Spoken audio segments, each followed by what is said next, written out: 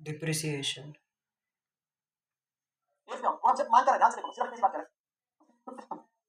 Depreciation बतानी है इस साल की, सिर्फ डेप्रिसिएशन बतानी आपके पास, सिर्फ क्या बतानी है, डेप्रिसिएशन बतानी है, ठीक है ना, करंट और कुछ नहीं बताना, कोई अकाउंट नहीं है, कुछ नहीं। और डेप्शन का जो रेट है हमारे क्वेश्चन में कितना है, 15% पर एनम है अंडर द रेगुलेशन बैलेंस है। तो डेप्शन का जो रेट है 15% है, डब्ल्यू डी में, ठीक है। कहता है जो बैलेंस ऑफ मशीनरी अकाउंट है फर्स्ट अप्रैल को, वो इतना था वैसे, बहुत बेसिक समझ, बहुत बेसिक समझ।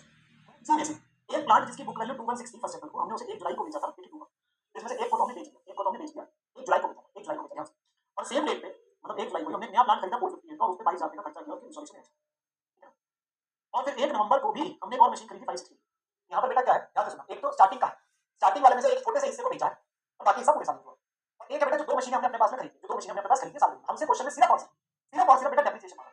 आपसे कोई लेजर अकाउंट नहीं मांग रहा, आपसे ये नहीं कह रहा कि आप बेचने पे प्रॉफिट लॉस बताओ, कोई अकाउंट बनाओ, नो नथिंग, जो मांग रहा है उस पे ध्यान दो, जो मांग रहा है उस पे ध्यान दो। Only task of the question requirement is depreciation इस साल की बताना।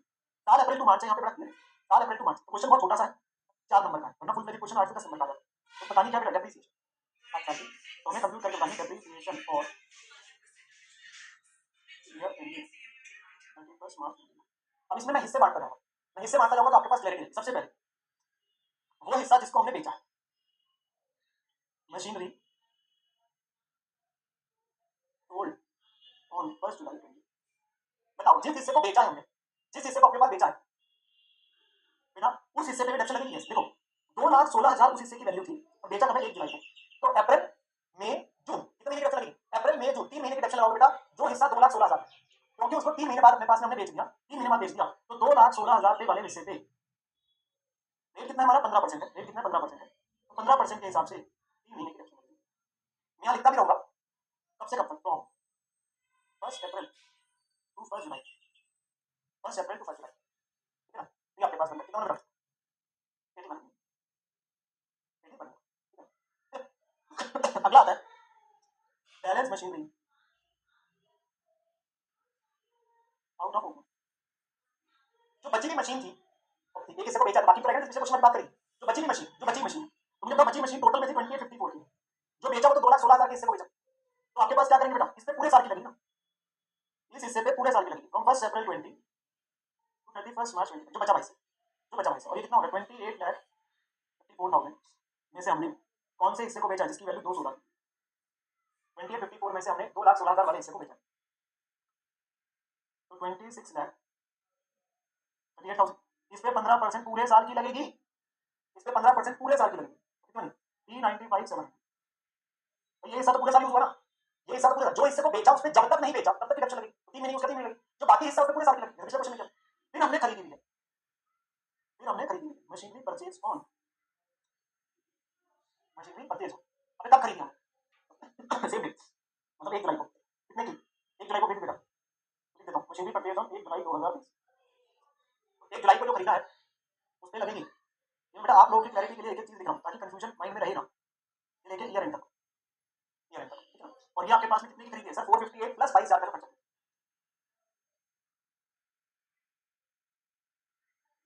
ये उसने हमें बताया 458 की खरीदी है प्लस 22,000 का खर्चा किया, तो टोटल कॉस्ट आ गई 480, 15%, कितने महीने की, कितने महीने की सर, हमारे पास में 1 जुलाई से लेकर 31 मार्च कितने महीने बने, 9 मंथ्स बने, 54,000, 54,000। और फिर एक और खरीदी मशीनरी परचेज, तो मशीनरी का परचेज करी वो कब खरीदी, अब 1 नवंबर को, और वो कितनी खरीदी 560, 1 नवंबर को बेटा वो कितनी खरीदी 560,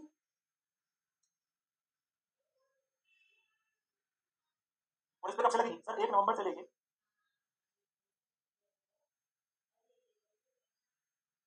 31 मार्च, 15%, तो नवंबर दिसंबर जनवरी फरवरी मार्च, ठीक है ना, तो कितने महीने की, 5 महीने, कितने महीने की, 5 महीने, ठीक है, ठीक है ना, 560 इंटू 15% इंटू 5 डिवाइड करता, 35,000, तो ये हमारी टोटल डेप्रिसिएशन आ जाएगी, ये हमारी टोटल डेप्रिसिएशन आ जाएगी इस साल की, टोटल 492, तो 4 नंबर का आपका क्वेश्चन कंप्लीट हो। भाई जिसको बेचा, जो पड़ी रही, जो आपने खरीदी, समय पे ध्यान देना, सिंपल सी बात है, टाइम पे ध्यान देना, जो नहीं बेची उसने पूरे साल की, जिसको बेचा जब तक बेचा तब तक लगेगी, जो न्यू खरीदी खरीदने से लेके साल तक, बात खत्म। आपने date of purchase, date of sale पे ध्यान देना, 4 नंबर हमारी पॉकेट में आ गए, 4 नंबर हमारी पॉकेट में आ गया। यस सर, 4 नंबर पेपर का क्वेश्चन हमने सरका दिया, सरका दिया, सरका दिया। खत्म, क्वेश्चन तो बाय बाय कर दिया, टाटा कर दिया। सो प्लीज आज एक और क्वेश्चन कराओ ना सर, प्लीज कराओ ना। हाँ हाँ बेटा कराता हूँ। लो क्वेश्चन नंबर 9 का, क्वेश्चन 9 का। फिर हम कुछ और बातें कर लेंगे, फिर हम कुछ कॉन्सेप्ट्स क्वेश्चन ऐसे चलते रहेंगे, ठीक है? चलो इसमें मैंने डेफिनेशन पूछी थी तो आप जैसे मैं फॉर्मेट में दिखा सकता हूँ वही करेंगे। चलो क्वेश्चन नंबर 9 का, क्वेश्चन 9 का।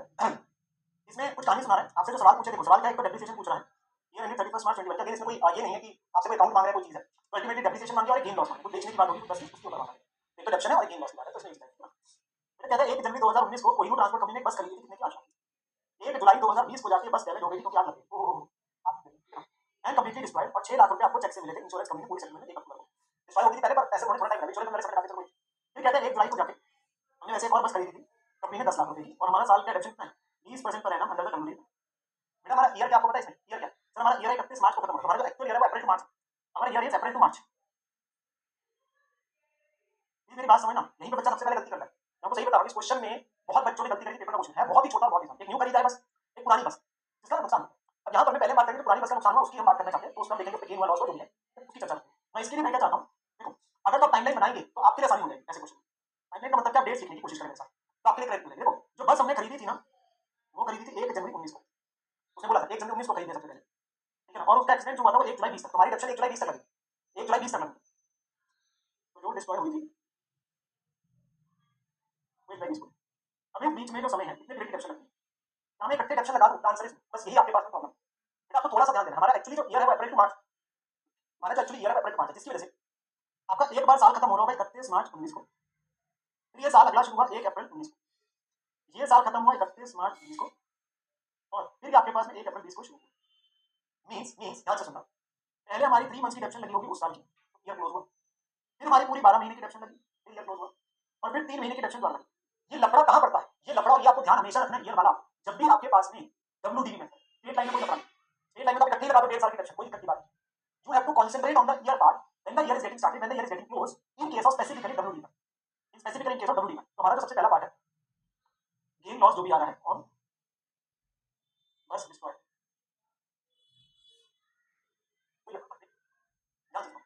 जो कॉस्ट है जनवरी 19 को हमने कितनी खरीदी? जनवरी 19 को कितनी खरीदी हमने? जो बस 8 लाख की खरीदी, माइनस डेप्रिसिएशन लगी, क्या रेट है? 20%, 20%, ठीक है ना? और वो कब से कब तक लगी? 1 जनवरी 19 से लेके 31 मार्च 19 तक, 3 महीने। 8 लाख पे 20%, 3 महीने, विच इज 47। तो हमारी वैल्यू कौन सी तारीख का देगी? हमारी बुक वैल्यू आ गई बेटा 1 अप्रैल 2019। फिर हमारी डेप्रिसिएशन कब लगी? पूरे साल की, 1 अप्रैल 19 से 31 मार्च 20 की, पूरे साल की। क्योंकि डब्ल्यूडी मेथड है तो उसी का होगा, क्योंकि डब्ल्यूडी मेथड है तो उसी का होगा। 760 पे 20% लगेगा। एक लाइन होता तो लफड़ा नहीं था, तो सीधा करा दो। तो 760 पे 20%, 150। वैल्यू कितनी आ गई? 6 लाख 8,000। और फिर डेप्रिसिएशन 20%, 1 अप्रैल 20 से 1 जुलाई 20 तक, ठीक है ना? तो यहाँ पर मैं 6 लाख 8,000 इंटू 20%, 3 मंथ, 30,000। ये वैल्यू बनी 577,600 बुक वैल्यू। और हमें पैसे कितने मिले? पैसे कितने मिले बेटा? हमें पैसे जो मिले थे वो मिले 6 लाख रुपए। देखो पैसे लेट मिल जाते हैं उसमें कोई दिक्कत नहीं है। बच्चा सोचते हैं डेप्शन 1 अक्टूबर तक आ दूं, ना भाई ना। डेप्शन कब तक लगेगी? जब तक बस एग्जिस्ट नहीं होती, बस का एक्सीडेंट हो गया, बस आज आज आपके पास लगी, उसके बाद तुम डेप्शन लगाओगे। तो पैसे लेट मिल सकते हैं, पैसे आपके पास 6 लाख रुपए मिल रहे हैं। अमाउंट रिसीव 6 लाख, तो गेन आ गया प्रॉफिट 4 लाख। ये हमारा पहला पार्ट कंप्लीट हो जाएगा, विच इज अबाउट कि जो उसने बोला था कि जिस बस का नुकसान हो, जिस बस को आग लगी उस पे, अगर आप बेटा देखोगे ना, आप बोलोगे 1.5 साल की इकट्ठे लगा दो, वो गलत हो जाएगा। वो तब चाहे हो जाता अगर आप स्ट्रेट लाइन लगाते। स्ट्रेट लाइन में कोई लफड़ा नहीं, स्ट्रेट लाइन में तो सीधा भी 1.5 साल की निकाल लेते। डब्ल्यूडी में आपको ईयर के हिसाब से चलना पड़ेगा। 760 पे लगी, फिर 6 पे लगी, आप इकट्ठे 1.5 साल की नहीं लगा सकते। आप इकट्ठे 1.5 साल के पास आपके पास नहीं है। फिर अगला पॉइंट क्या? डेप्रिसिएशन किस साल?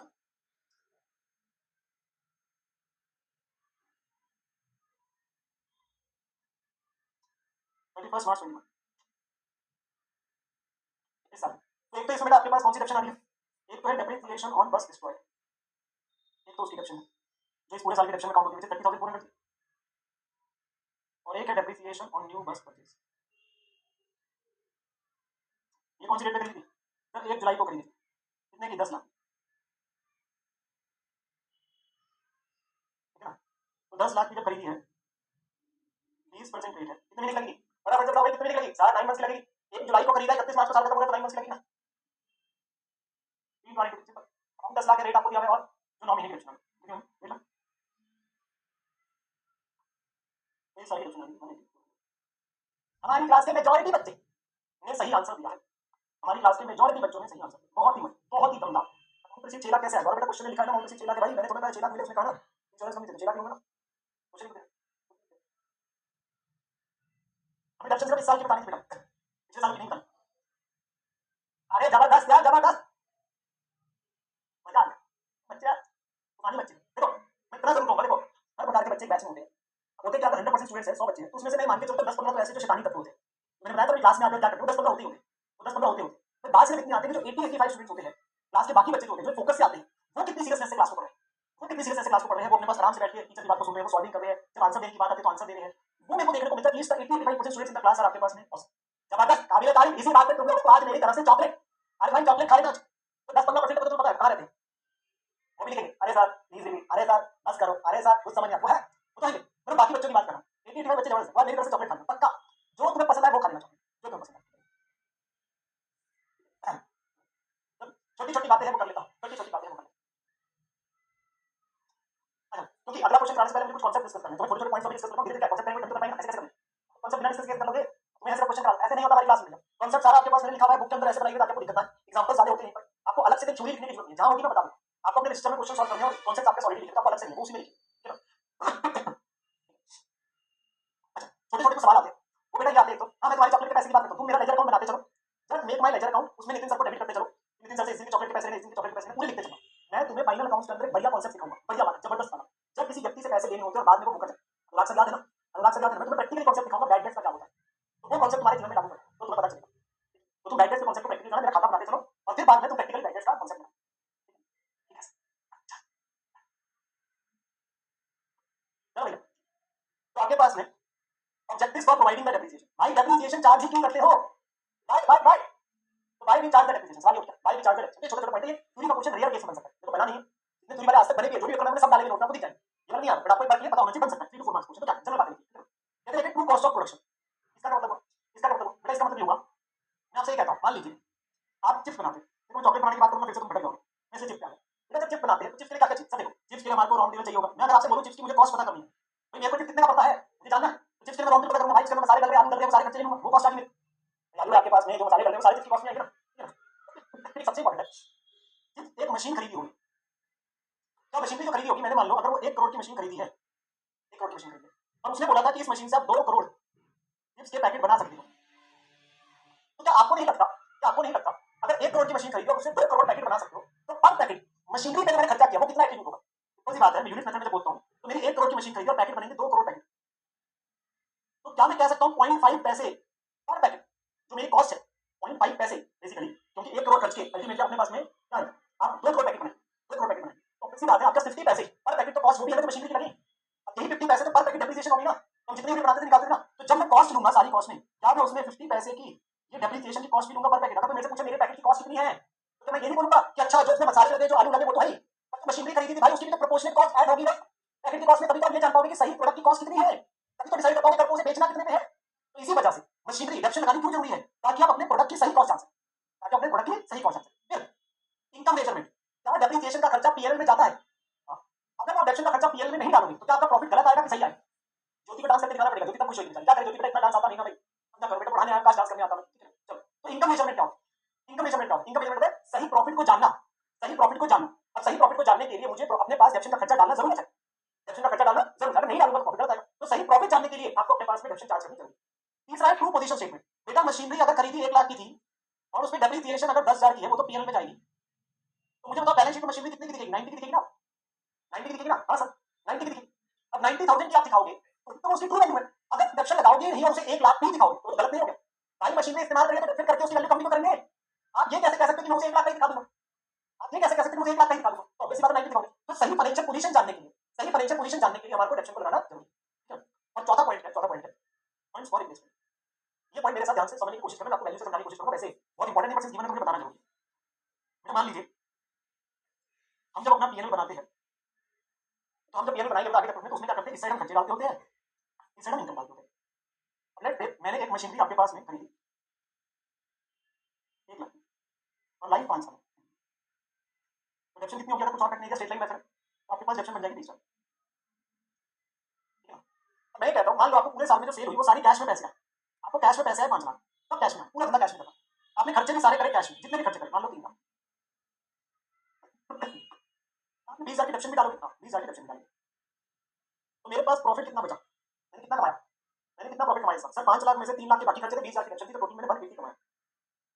अगर मैं आपसे एक छोटी सी बात पूछूं, वैसे वैसे हमारे पास पूरे साल में पैसा कितना आया, एक बात की पूरे साल में पैसा कितना आया था सर, 2 लाख 5 लाख आया था, 3 लाख के मैंने खर्चे किए, तो मेरे पास जो मनी है वो तो 5 लाख माइनस 3 लाख 2 लाख रुपए, अगर सारा धंधा कैश में चला, सारा बिजनेस अगर कैश में है तो 2 लाख रुपए का पैसा पड़ा। हाँ प्रॉफिट 180 क्यों, क्योंकि 20 हजार ये खर्चा मेरा नॉन कैश है, डेप्शन में मेरा कैश नहीं था, डेप्शन में मेरा कैश नहीं था, मेरे पास नहीं, वो तो मशीनरी जब खरीदी थी तब एक बार कैश बाहर चला गया था, एक ही बार, वो एक ही बार, उसके बाद दोबारा नहीं था, उसके दोबारा नहीं था, तब मैं हॉल करके डेप्शन करूँ।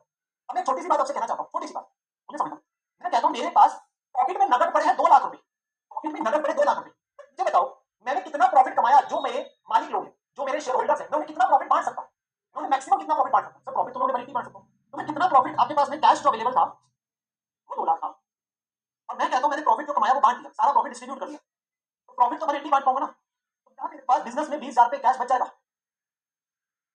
क्या अगर मेरे पास पैसा 2 लाख में पड़ा था तो पीएनएल से प्रॉफिट बनेगी आया तो मैं मैक्सिमम 80 बांट सकता हूँ, तो मेरे पास में 20,000 रुपीज कैश बिजनेस में बच जाए, अगर वो 20 हजार कैश बचता जाएगा हर साल, तो क्या 5 सालों में 1 लाख रुपए फिर से इकट्ठा हो जाएगा, yes? और जितना फिर से न्यू मशीन खरीदता हूँ, पॉइंट क्या है, डेप्रिसिएशन अपने आप में नॉन कैश खर्चा, नॉन कैश खर्चे की वजह से आपका प्रॉफिट तो कम हो गया पर बिजनेस से पैसा बाहर नहीं गया, जिसकी वजह से आपके पास उतना पैसा सेव होता था, जिसकी वजह से उतना पैसा बिजनेस में सेव होता जा रहा है, और आपके पास 5 सालों में फिर से 1 लाख रुपए इकट्ठा हो जाएगा, और जिससे आप अपने पास में अपने पास में दोबारा ऐसे खरीद पाएंगे, ऐसे खरीद पाएंगे। तो वो आपका छोटा सा पॉइंट बोल रहा है कि डेप्रिसिएशन अपने पास में क्यों चार्ज करते हैं, क्योंकि इससे हमारे फंड्स इकट्ठे हो जाते हैं, फंड्स इकट्ठे होते हैं, रिप्लेसमेंट का मतलब क्या है, बाद में आपके पास एसेट को रिप्लेस करने के लिए एसेट आप क्या करोगे, एसेट आप, तो जो डेप्शन चार्ज करते हैं वो रिटेन हो जाता है बिजनेस में, वो बांटते नहीं हम लोग, वो एक्यूमुलेट होता रहता है, जिससे फंड्स आ जाते हैं फॉर रिप्लेसमेंट, मतलब उसकी लाइफ पूरी होती है। चलिए बात देखो, आपको जो ध्यान रखना है, मतलब यही बोलूंगा आपके पास ये कहीं पे रोल है या कुछ है, एक सिंपल सा पॉइंट है कि डेप्शन चार्ज क्यों करते हैं, देखो मैं अपना थ्योरी सारी दी है, मैंने तो सारी पढ़ाई, पेपर में क्वेश्चन आ भी सकते नहीं भी आ सकते, कुछ के जितने आएगा वो सारे नोट्स में डलेगा, आपको दिख जाएंगे जब आप ये पूछेंगे सर आएगा, इसका सवाल आपके पेपर वाले दिन में दे दूंगा, आएगा कि नहीं, ठीक है, हमारे पास ऑब्जेक्टिव के 4 नंबर का क्वेश्चन पेपर बन जाता है। पहला आपके पास में ट्रू कॉस्ट,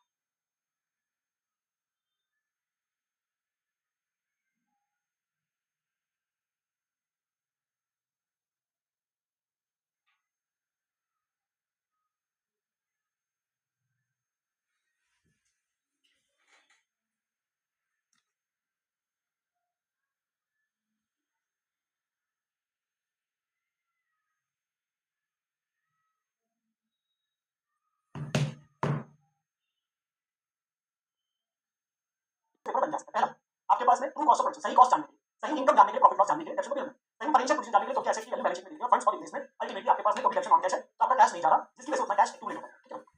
एक छोटा सा और पॉइंट, एक छोटा सा और पॉइंट वो क्या है, इसका क्वेश्चन आपके लेवल पे आता नहीं है, पर क्योंकि गिवन है तो मुझे बताना जरूरी है, गिवन है तो मुझे बताना जरूरी है। Depreciation on component of an asset, component का मतलब होता है हिस्सा, कंपोनेंट का मतलब टुकड़ा, तो इसका मतलब क्या है, हम ये कहते हैं मान लीजिए तुम्हारे बार बार तुम लगे रहते, बार बार लगे रहते, अब एयरक्राफ्ट की बात कर लेते हैं, देखो मेरे पास तो है नहीं, तुम जो मर्जी कहते हैं काश होगा, अब एयरक्राफ्ट है, मान लो एरोप्लेन है, वो लिया जी 50 करोड़ का, 50 करोड़ का एरोप्लेन, भाई इतने पैसे होंगे किसी के पास, वही तो ले लेना, पता नहीं कितने काटने, तो पता नहीं, मैं तो मेरे गाड़ी 50 करोड़ का है।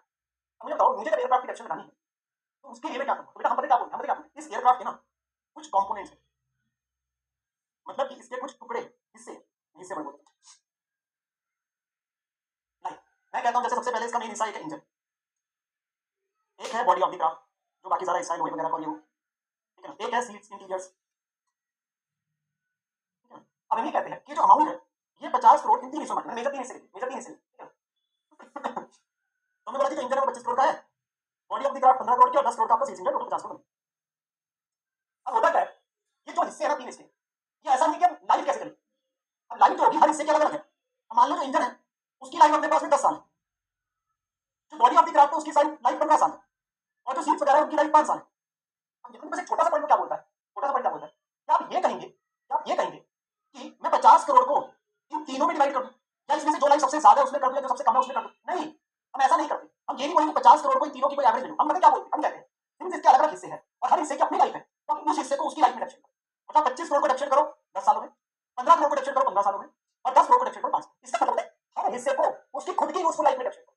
आप ये नहीं बोलोगे कि मैं पूरे 50 करोड़ को कर दूंगा किसी एक लाइफ में, उसके हिस्से में, तो हर हिस्से को उसकी खुद की यूजफुल लाइफ में डेप्रिशिएट करो। तो जब आप डेप्शन निकालोगे, अब स्ट्रेट लाइन मेथड है तो 25 divide by 10, 15 divide by 15, 10 divide by 5, ऐसे करके डेप्शन निकालो। इसको बोलते हैं कंपोनेंट वाइज डेप्रिसिएशन, हर हिस्से को सेपरेटली डेप्रिसिएट करो। इसका क्वेश्चन आपके लेवल पे कहीं है ही नहीं, जब प्रैक्टिकली उन्होंने पॉइंट दिया है, हम इंटर और फाइनल में आपको इसके क्वेश्चन कराता हूं, वहां आते हैं है आसान, और इसके क्वेश्चन प्राइमरी आपको इंटरमीडिएट लेवल फाइनल लेवल में इसके क्वेश्चन करते हैं, तो मैं वहां पे भी समझाता हूं, यहां पे क्योंकि प्रैक्टिकली गिवन है तो यहां पे भी आपके साथ बात करते हैं, यहां पे बात कर लिया आपने, पर इसका क्वेश्चन नहीं आता, तो यही लिखता है हर हिस्सा जिसकी कॉस्ट सिग्निफिकेंट है टोटल कॉस्ट उसको सेपरेटली डेप्रिसिएट किया जाए, उसको सेपरेटली डेप्रिसिएट करते हैं। एयरक्राफ्ट क्लासिक एग्जांपल है, तो बॉडी ऑफ द क्राफ्ट है, इंजन है, इंटीरियर है, होगी सबकी अपनी अपनी, बस सिंपल बात है, गिवन है तो मुझे बताना पड़ेगा, आई कैन नॉट लीव, मुझे बताना पड़ेगा, ठीक है। जहां तक हमने बातें कर ली थी, ये पॉइंट्स मैं आपके साथ में कल करूंगा डिस्कस, डोंट वरी, अभी के लिए मेरे को एक और छोटा सा पॉइंट डिस्कस करना है, ये पॉइंट मैंने आपको बताया, ये पॉइंट मैंने आपको बताया, मैं पॉइंट डिस्कस करना चाहता हूं। बेटा न्यू मशीनरी आपने खरीदी, मुझे बताओ उसकी कॉस्ट में क्या क्या चीजें लोगे, उसकी कॉस्ट में क्या क्या चीजें लोगे? सर परचेज कॉस्ट लेंगे, वो ऐड करेंगे, और क्या क्या ऐड करेंगे सर? और ऐड कर देंगे इंस्टॉलेशन वगैरह, जो भी डायरेक्टली एट्रीब्यूटेबल खर्चे, ये सारी बात बताइए, जिसके बिना वो आपके पास तैयार नहीं हो सकती। सिंपल, जो भी खर्चे कब तक के हैं? रेडी टू यूज तक के। मान लो हमारी वो रेडी टू यूज हो गई है 1 जुलाई 2025 को, तब तक के खर्चे लोगे भाई, इंस्टॉलेशन का है, प्लेट का है, टेक्नीशियन को बुलाया, जो भी प्रोफेशनल खर्चे दिए, सारे खर्चे लोगे, तब तक के लोगे जब तक रेडी टू यूज नहीं होता। अच्छा, मेरे को कहता है मैंने ना रिपेयर करा ऑन अबव मशीन ऑन 1 दिसंबर 2025, 5000 का, क्या रिपेयर का खर्चा भी मशीन की कॉस्ट में ऐड होगा? फटाफट से बताओ, जिसने मुझे इसका जवाब दिया उसको टॉपिक, भाई तुम अब चॉकलेट से तो बनता है, टॉपिक ले लो भाई, मुझे बताओ रिपेयर का खर्चा भी मशीन की कॉस्ट में ऐड होगा? वो किया बाद में, न्यू मशीन है, न्यू मशीन है, न्यू मशीन है, ध्यान से जवाब देना। अरे बेटा नहीं है, हमारे पास जब तक रिड्यूस करें तब तक ले रिपेयर बाद में, अरे नई मशीन है बाद में रिपेयर कर, अरे ये तो रेवेन्यू खर्चा है, ये कभी नहीं ऐड होगा। तो this is revenue expenditure, revenue मतलब सीधा पीएनएल में जाएगा, तो सीधा कहां चला जाएगा? पीएनएल अकाउंट में, not ready to cost, not ready to cost, okay okay. अब मैं आपसे कहना हूं, मैंने सेकंड हैंड मशीन की खरीदी, सेकंड हैंड क्या होता है? जो पहले से किसी ने इस्तेमाल करी हुई है, जो पहले से किसी ने इस्तेमाल करी हुई है। अब सेकंड हैंड मशीनरी अगर मैं खरीद रहा हूं, ओल्ड सेकंड हैंड खरीद रहा हूं, तो बेटा वो मशीनरी जितनी परचेज कॉस्ट की होगी, जो पार्टी को पैसे दूंगा वो तो दूंगा, क्या उसको रेडी टू यूज तक के लिए, क्या उसे रेडी टू यूज तक के लिए जो इंस्टॉलेशन वगैरह खर्चे हैं, डायरेक्टली एट्रीब्यूटेबल खर्चे हैं, क्या इस केस में एक और खर्चा रिपेयर का भी आ रहा होगा उसे ठीक करने का? हाँ, क्योंकि उसके बिना वो ठीक ही नहीं होगी, चलाऊंगा भाई मैं लेके सेकंड हैंड आ रहा हूं, तो सेकंड हैंड एसेट को ठीक तो करना पड़ेगा। तुम अगर सेकंड हैंड कार लेके आओगे, जिस दिन लेके आओगे उस दिन तुम्हें चला चलता तो तुमसे पहले ठीक कराओगे ना, क्योंकि तुमने लिया अपने पास में किसी के द्वारा इस्तेमाल पहले करी जा चुकी है, तो इस वजह से आप क्या करोगे? उसको कॉस्ट का पार्ट बनाओगे। तो repairs in case of second hand, आपके पास मशीनरी परचेज